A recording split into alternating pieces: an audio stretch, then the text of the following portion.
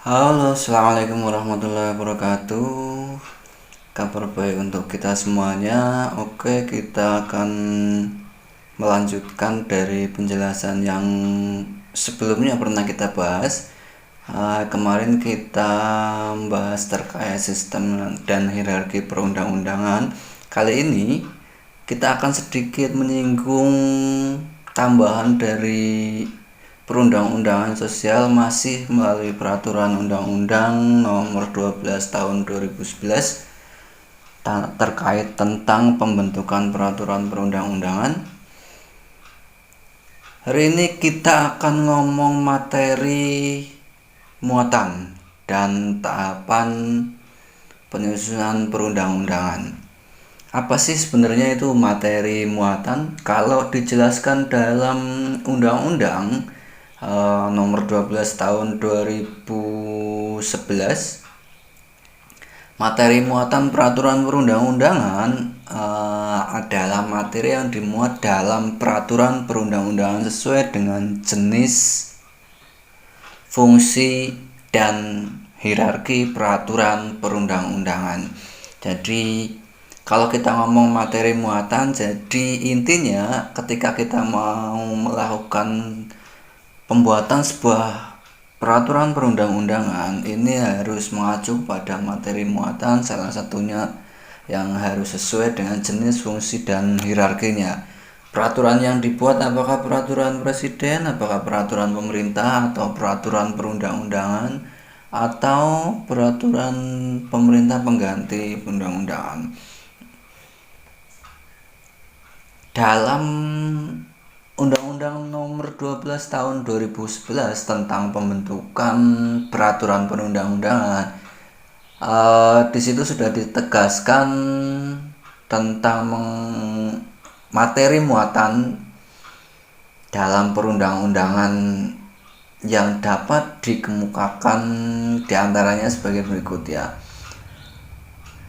Dalam materi muatan undang-undang, ketika kita harus ngomong undang-undang, materi muatan yang harus diatur dengan undang-undang berisi tentang satu, ini pengaturan lebih jelas mengenai ketentuan Undang-Undang Dasar Negara 1945 ya. Misalkan dalam Undang-Undang Dasar kita terdapat ketentuan-ketentuan yang itu harus diatur melalui peraturan perundang-undangan. Itu acuannya dari materi muat yang masuk dalam materi muatan tersebut. Terus kemudian perintah dari suatu undang-undang untuk diatur dengan undang-undang ya. Ketika kita mau buat undang-undang baru, semisal ini harus salah satunya mengacu terkait perintah undang-undang lain ya, undang-undang sebelumnya yang sudah pernah ada. Di situ mungkin tercantum sebuah penjelasan ini harus dibuat peraturan perundang-undangan baru untuk membahas sekup tertentu misalnya.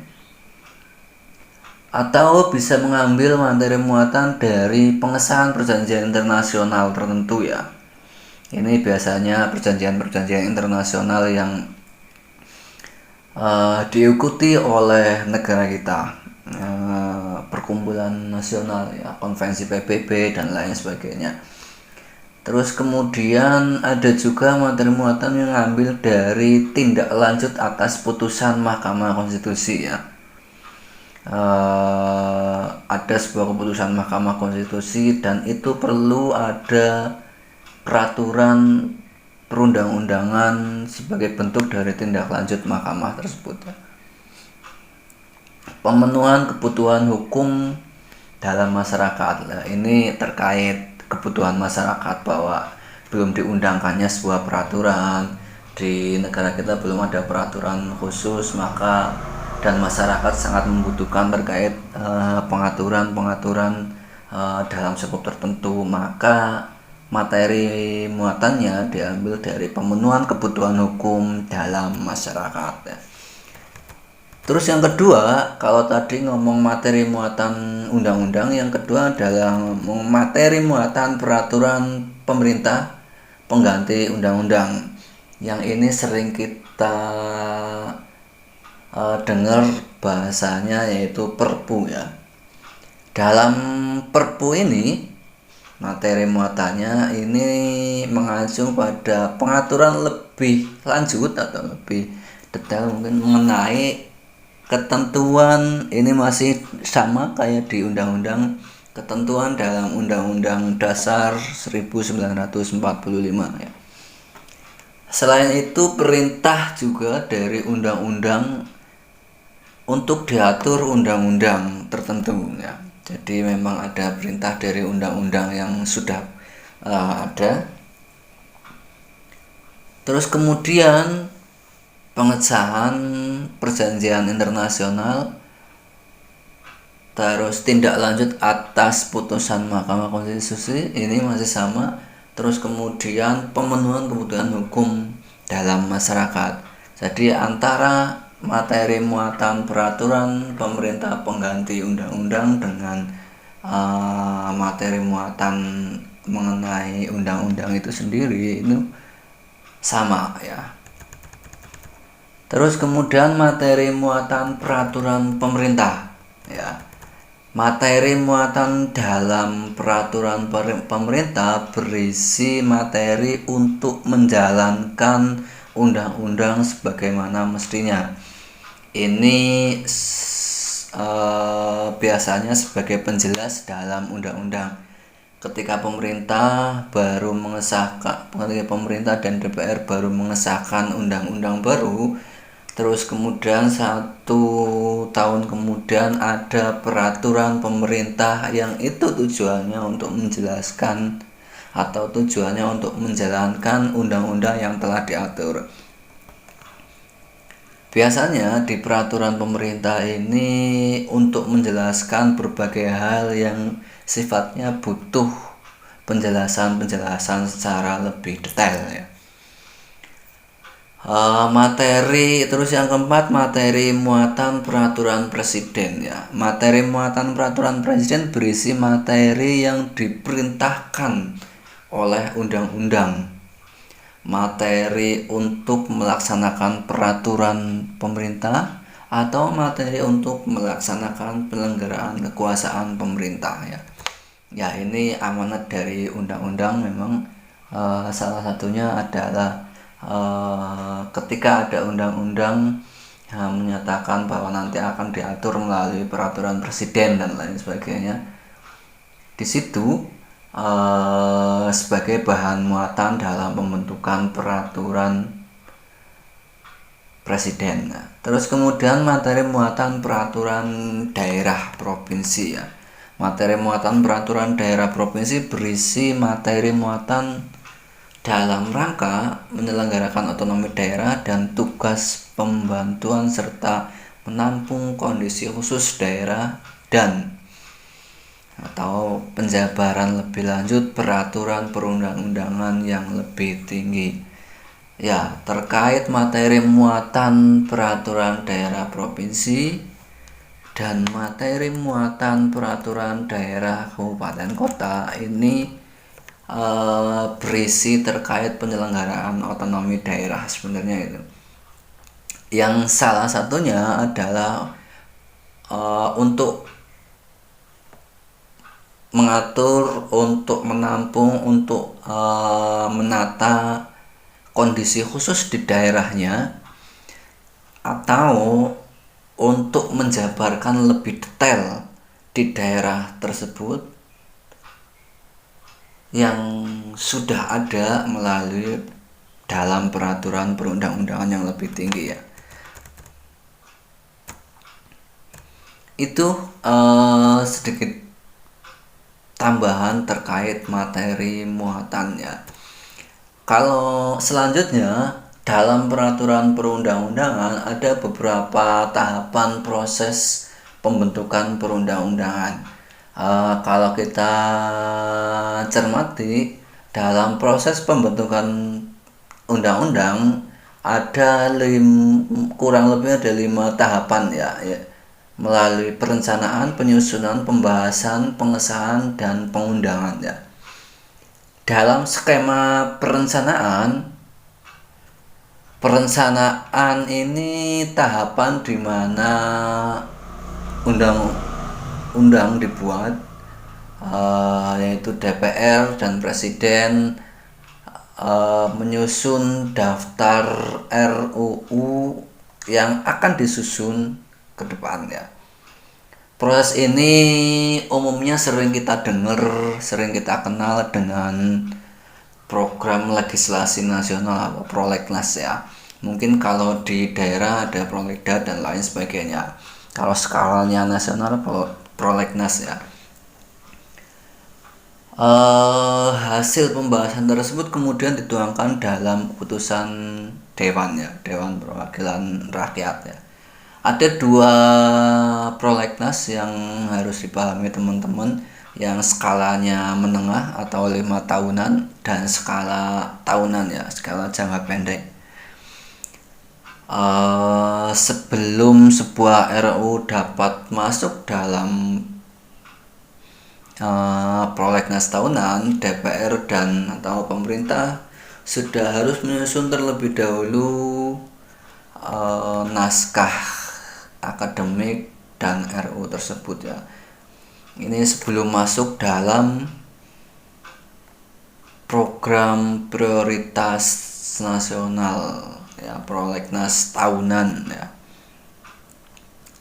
Pemerintah dan DPR atau pemerintah, tergantung pengusulan inisiatifnya dari mana, DPR atau dari pemerintah, ini terlebih dahulu membuat naskah akademik dan rancangan undang-undang tersebut ya.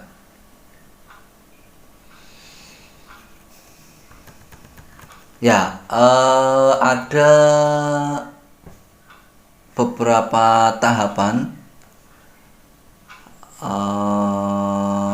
dalam prolegnas, baik karena mengusulkan dan tentunya. Secara umum ada 5 tahapan yang dilalui dalam penyusunan prolegnas ya. Tahap pengumpulan masukan, penjaringan masukan, penetapan awal, pembahasan bersama, dan penetapan prolegnas ya. Ini biasanya melalui usulan pemerintah, usulan DPR, usulan DPD, fraksi, serta usulan masyarakat ya.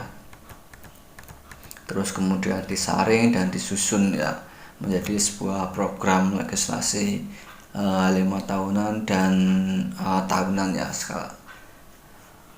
Terus kemudian dalam tahapan yang kedua tadi, di tahapan perencanaan, yang kedua adalah tahapan penyusunan ya. Tahap penyusunan RUU merupakan tahap penyiapan sebelum sebuah RUU dibahas di DPR dan pemerintah ya. Ada beberapa tahapan dalam penyusunan. Yang pertama yaitu pembuatan naskah akademiknya terlebih dahulu, terus kemudian menyusun rancangan undang-undangnya. Terus yang ketiga adalah harmonisasi, pembulatan, dan pemantapan konsepsi ya.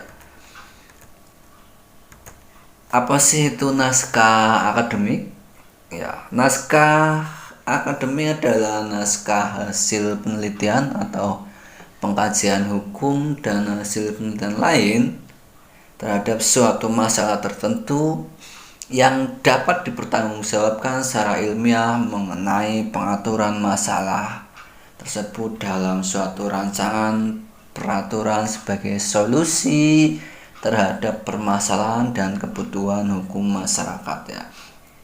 Jadi naskah akademik ini dibuat terlebih dahulu sebelum pemerintah dan atau DPR menyusun rancangan undang-undangnya pasal demi pasal, ayat demi ayat, dan lain sebagainya.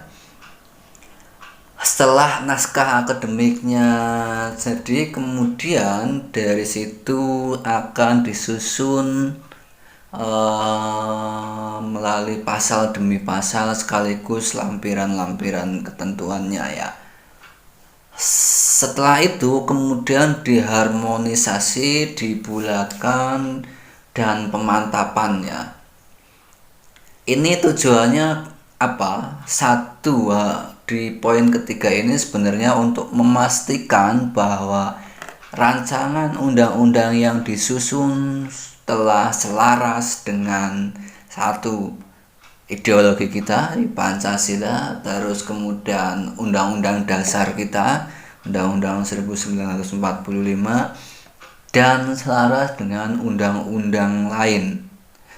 Artinya dari semua hal ini, Pancasila, Undang-Undang Dasar 45, undang-undang lain ini tidak saling berbenturan satu sama lain.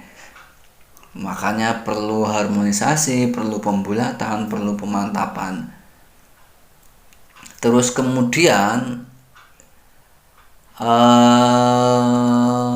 yang selanjutnya di poin ketiga ini sebenarnya apakah teknik penyusunan peraturan perundang-undangan sudah sesuai dengan ketentuan atau belum melalui teknik penyusunannya dan lain sebagainya.